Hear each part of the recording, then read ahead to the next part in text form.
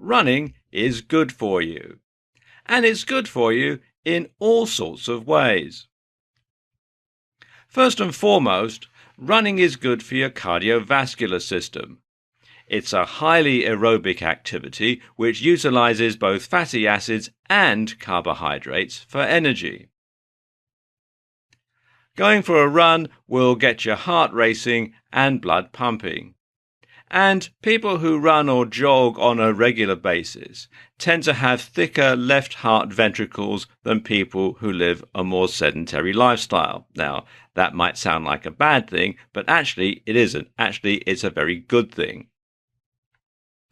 Because this makes their hearts more efficient and able to pump a larger volume of blood per beat, which means they have a lower resting heart rate and a correspondingly lower risk of heart disease. Your heart is a muscle, so it becomes stronger as a result of exercise. And running has positive effects on a host of coronary risk factors, which may also help to explain why this type of exercise is associated with lower coronary death rates.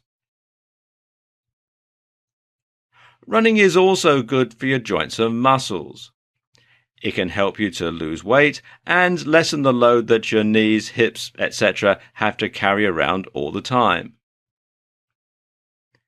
When you exercise, the cartilage in your hips, knees and ankles compresses and expands.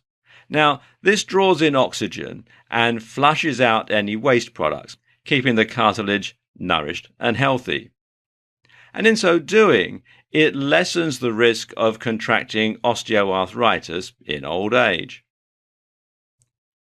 Running also strengthens the ligaments that helps to support your joints, and this makes them more stable and less susceptible to strains and sprains.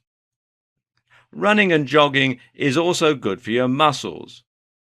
In fact, some of the body's largest muscles are in the legs. Specifically, your inner and outer thighs, your gluteus maximus, quads, hamstrings, and calves.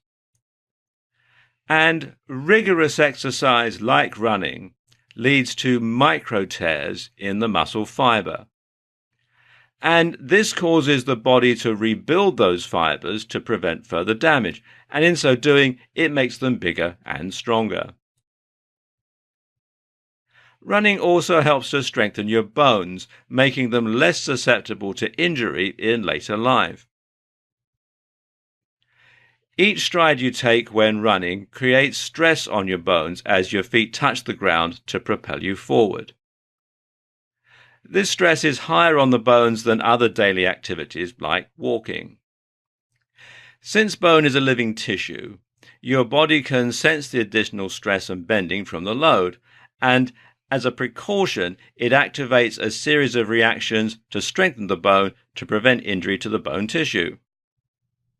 As stress is sensed by your body, osteoblasts are sent to the surface of the bone being affected. Now, osteoblasts are cells from which the bone develops. As the osteoblasts migrate to the bone's surface, they start modeling the bone to strengthen it. A matrix of protein develops between the cells, causing the bone to increase in density. And the greater the mineral density of the bone, the stronger it becomes. And the strength prepares the bone to more easily face the same amount of stress from running in the future. And this is all according to the good people at livestrong.com.